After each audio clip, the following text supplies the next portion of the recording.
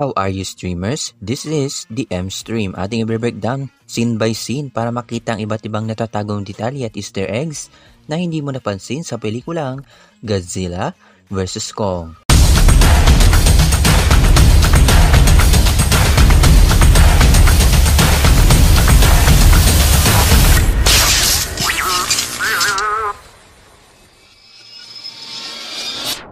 Before we begin, you can comment down below to join in my custom shoutout. Ang opening scene ay nagsimula kay Kong sa Skull Island, pero alam naman natin na hindi tutunay dahil nasa loob si Kong ng isang containment. Pansinin natin na lumaki si Kong hindi tulad noong nakita natin sa solo film niya dahil ang kanyang solo film ay ginanap noong 1973 at nabanggit din doon na si Kong ay bata pa at dito natin nakilala si Gia. Sa totoong buhay ang actress na ito ay bingi. Si Gia ang huling tao sa Skull Island at siya ay nasa ilalim ng proteksyon ni Kong. Ang containment ni Kong ay ang Monarch Outpost 236, ibig sabihin, simula nung Godzilla King of the Monster ang mga outpost ng Monarch ay dumami. Punta naman tayo sa opening credits dahil napakaraming easter eggs dito. Ang ilang ancient arts ay ipinakita ang ilang nakaraang laban ng ating dalawang kaiju. Gaya na lang na si Kong ay may armas na magagamit niya maya-maya. Nakita rin natin itong Hollow Earth Gravity Paradox in Our New Frontier. Ang Hollow Earth ay minsan na rin nabanggit sa pelikulang called Skull Island. The bedrock is practically hollow. It's called the Hollow Earth Theory. Randa hired me because I wrote a paper substantiating what most people think is a crackpot idea. At sa Godzilla King of the Monsters. I knew it, man! The vortex was a tunnel into the Hollow Earth. Nakikita natin ang pagpatay ni Godzilla sa mga muto, ang ilang shot ni Kong, at ang pagpatay niya sa isang skull crawler. Ganon din ang pagkamatay ni King Ghidorah at dumating na ang ating Godzilla. Habang sila ay nag-evacuate, nakilala natin dito si Renz Serizawa. Si Renz po ay ang anak ni Shiro Serizawa. Kung tandaan nyo pa, sinakripisyo niya ang kanyang sarili para iligtas si Godzilla.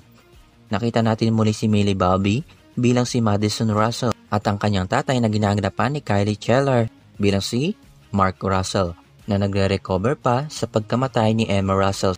Samantala nakipagkita si Madison at Joss kay Bernie Hayes habang heto naman si Ren Serizawa nakipagkita kay Nathan Lin. Ginamit niyang magnetic scan at pinatunayan ang Hollow Earth Theory. May kita natin na sasakyang HEAV o Hollow Earth Aerial Vehicle. Ito yung gagamitin nila para makapasok sa Hollow Earth. Isinakay nila si Kong upang dalhin siya sa Antarctica. Dito natin nalaman na tinuruan pala ni Gia si Kong ng sign language hanggang sa dumating si Godzilla. Dito nagharap ang dalawang titans. Ang shot ng kanilang laban ay halos para kang nanonood ng isang malaking boxing ring. Nagpatuloy nilang dalhin si Kong sa Antarctica at mula doon sila ay nakahanap ng daan papuntang Hollow Earth. Tandaan po natin na abnormal ang gravity dito. At sila ay inatake ng isa pang kaiju na si Nozuki o Warbats na agad namang pinabagsak ni Kong. Punta naman tayo kay Joss, Maddie at Bernie na nadiscover si Mechagodzilla. Tandaan po natin na laman ni Mechagodzilla ang utak ni Ghidorah at ito ay kinukontrol ni Ren Serizawa.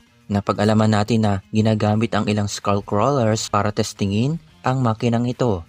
Balik naman tayo sa templo kung saan nakuha ni Kong isang palakol. Pansinin po natin na ito ay gawa sa isa sa mga dorsal plate ng isa sa mga Godzilla species at dito na lumabas ang malditang si Maya na gustong minahin ang yamang natatago doon at nagsilabasan ng ilang Hellhawks. Agad namang sumingit si Godzilla at hindi nakaligtas si Maya.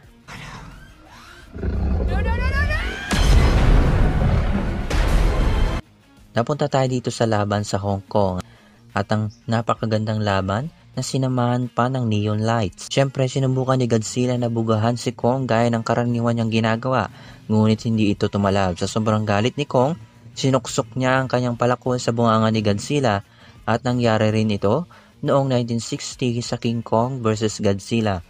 Kapansin-pansin na halos lumamang si Godzilla sa laban, lalo na ang napakarami niyang asset para gamitin. Siyempre para makalaban si Kong, ginagamit niya ang kung ano man niyang madampot at hanggang mabawi niya ang kanyang palakol.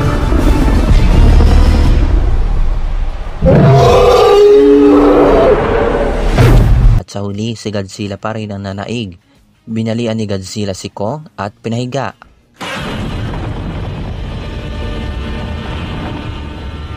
At hanggang sa mabuhay na si Mechagodzilla. At ginamit ni Lind ang hib para buhayin si Kong at pinilit ni Kong na maayos ang kanyang baling braso at nagpatuloy ang laban. Nagtulungan ang dalawang bigatin upang talunin ang totoong kalaban. Sa huli, binitawan ni Kong ang kanyang sandata, respeto para kay Godzilla kahit na ayaw nila sa isa't isa.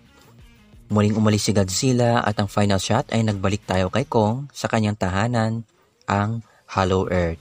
Dalawang naghahari sa dalawang lupain, isa sa ibabaw, isa sa ilalim. At yan po ang ilan sa mga nahinuwa at nakita ko sa pelikulang ito. Huwag kalimutang mag-iwan ng like, subscribe my channel, smash that bell, feel free to suggest and request. I'll see you streamers on the next one.